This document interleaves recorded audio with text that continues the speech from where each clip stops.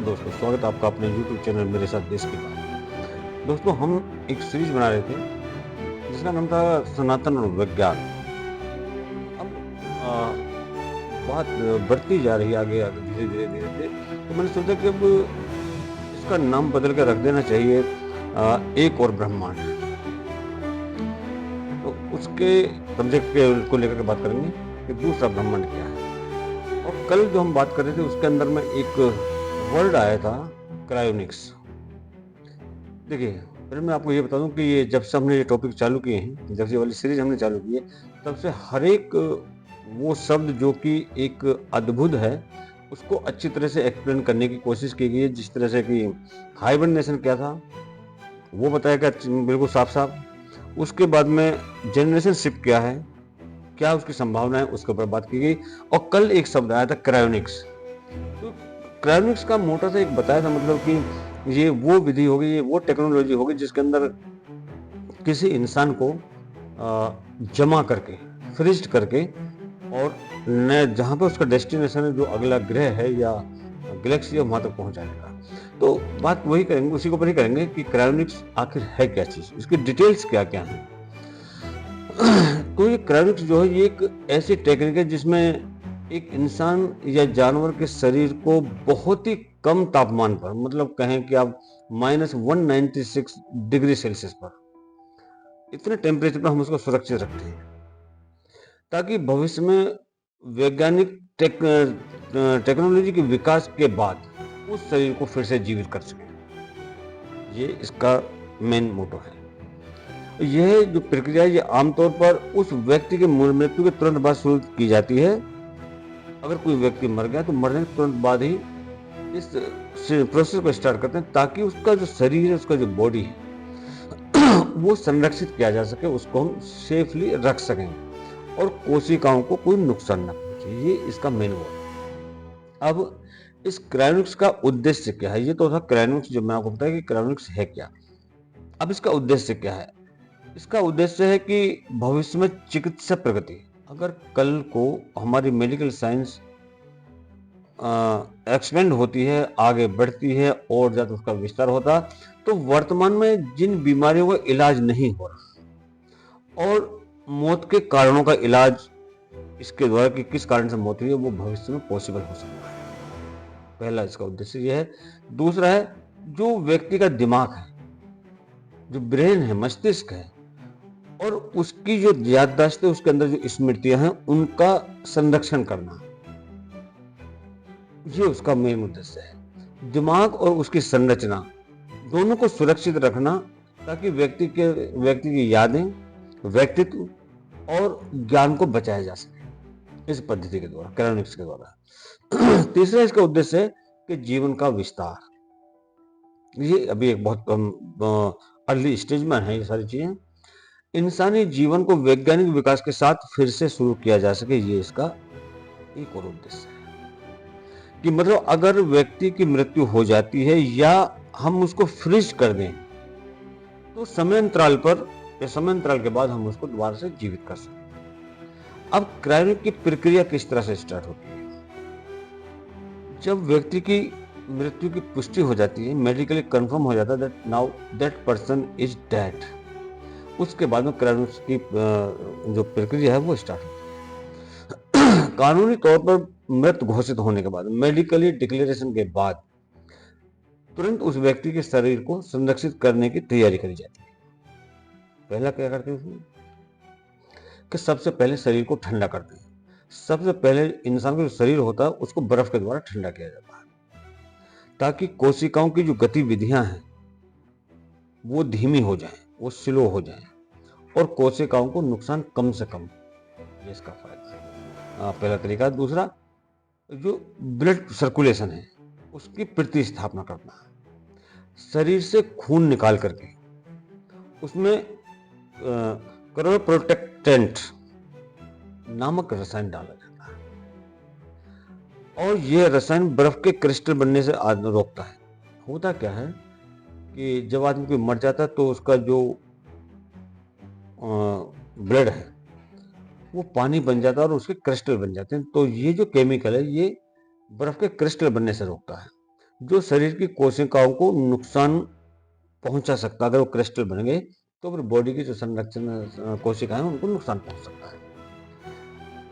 Next इसका क्या होता है कि बॉडी को डीप कूलिंग देते हैं, मतलब शरीर को धीरे धीरे बहुत कम तापमान पर ला करके, लगभग कहें अब -196 डिग्री सेल्सियस पर लाकर तक उसको ठंडा किया जाता है।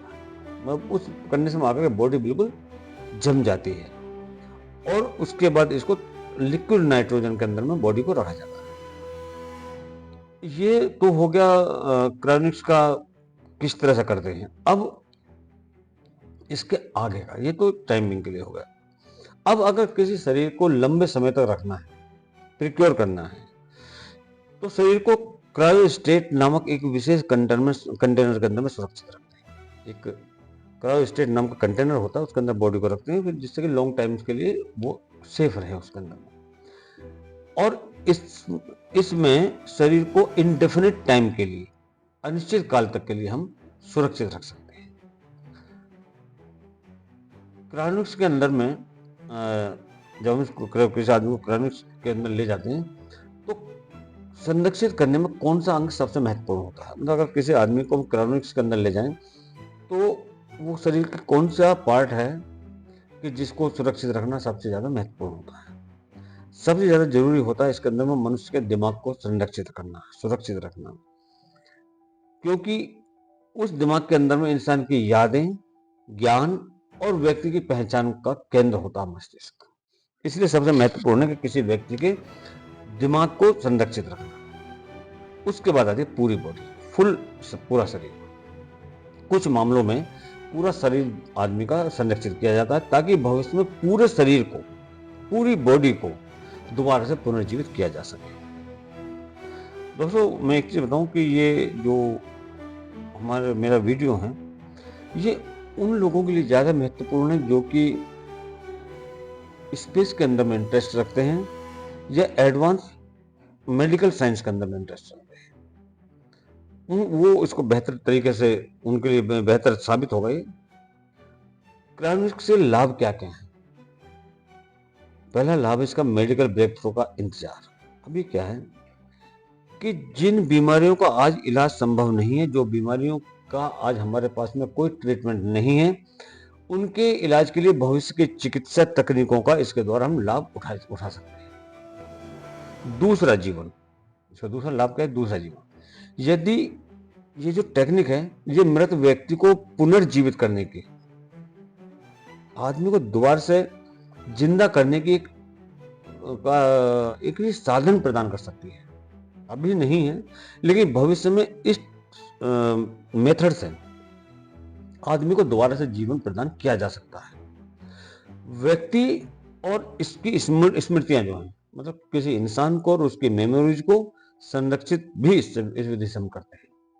यदि दिमाग को सही तरीके से परफेक्टली संरक्षित किया जाए, अच्छी तरह से उसको रखा जाए, तो व्यक्ति की पहचान और यादें सुरक्षित रह सकती है इस विधि के द्वारा। अभी क्रायोनिक्स के साथ में कुछ चुनौतियां भी हैं, कुछ चैलेंजेस भी हैं, क्योंकि ऐसा तो हो ही नहीं सकता कि किसी चीज के अंदर में कोई चैलेंज ना हो, कुछ चुनौतियां ना हो।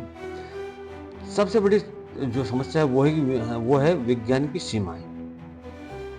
आज की तारीख में या आज में या वर्तमान में ये टेक्निक केवल शरीर को संरक्षित करने तक ही सीमित है। किसी ह्यूमन बॉडी को ही इससे हम संरक्षित रख सकते हैं आज की तारीख में।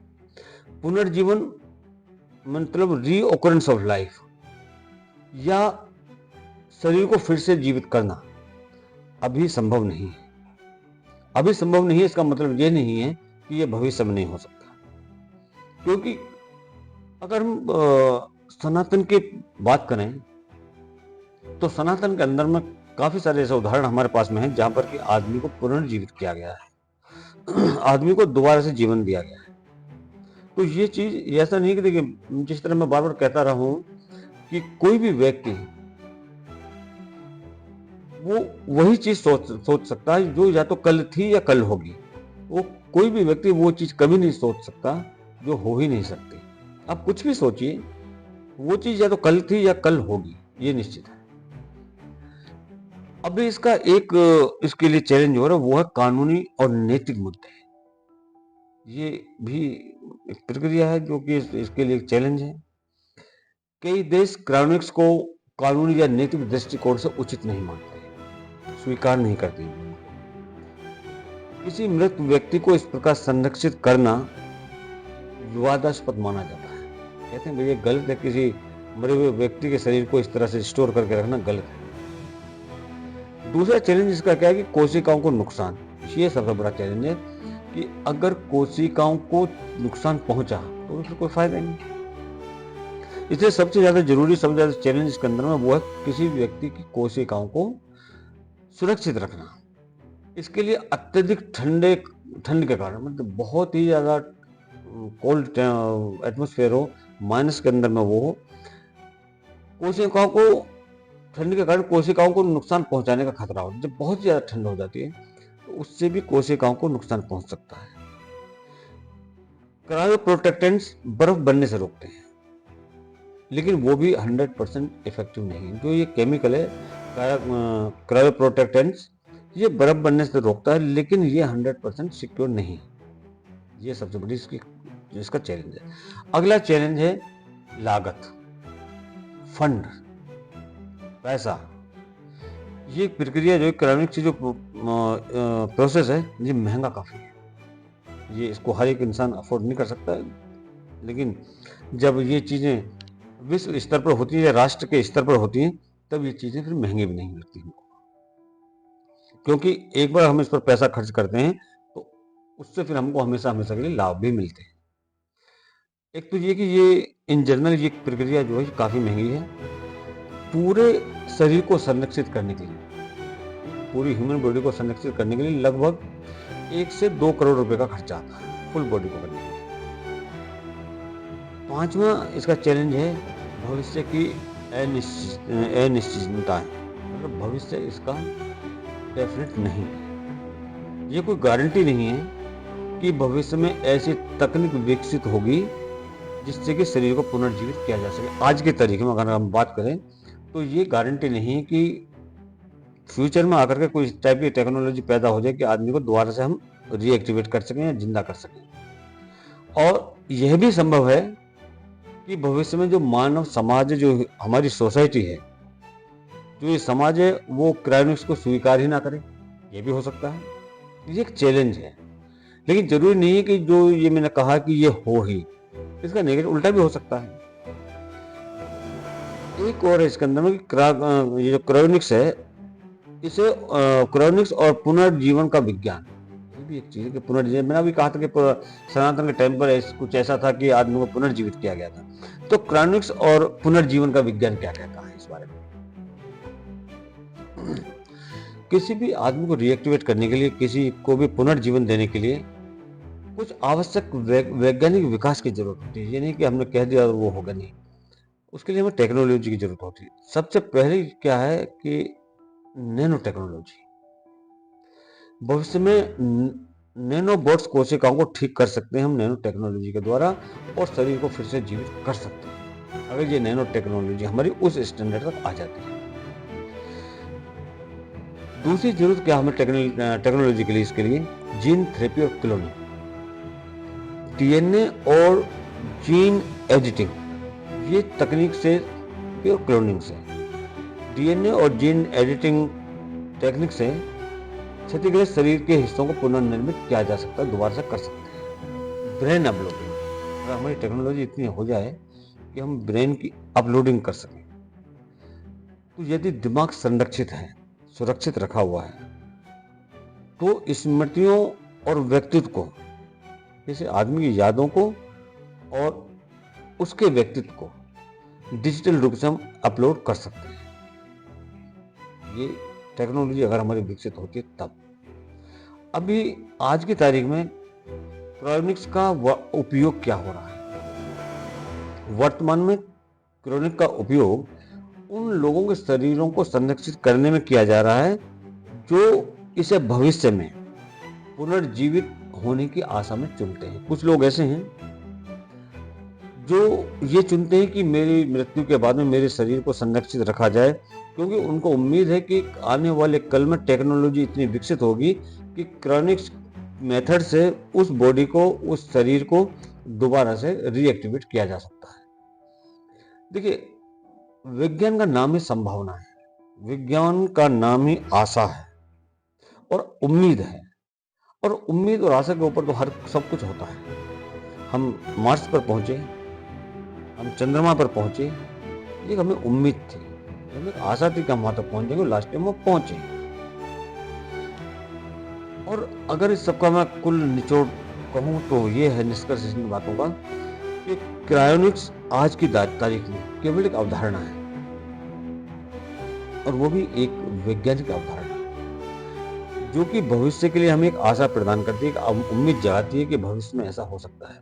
हालांकि यह प्रक्रिया अभी भी कई वैज्ञानिक और नैतिक चुनौतियों का सामना कर रही है। अभी भी इसको कई सारे चैलेंजेस हैं, टेक्नोलॉजिकली चैलेंज हैं और सोसाइटी के चैलेंजेस हैं।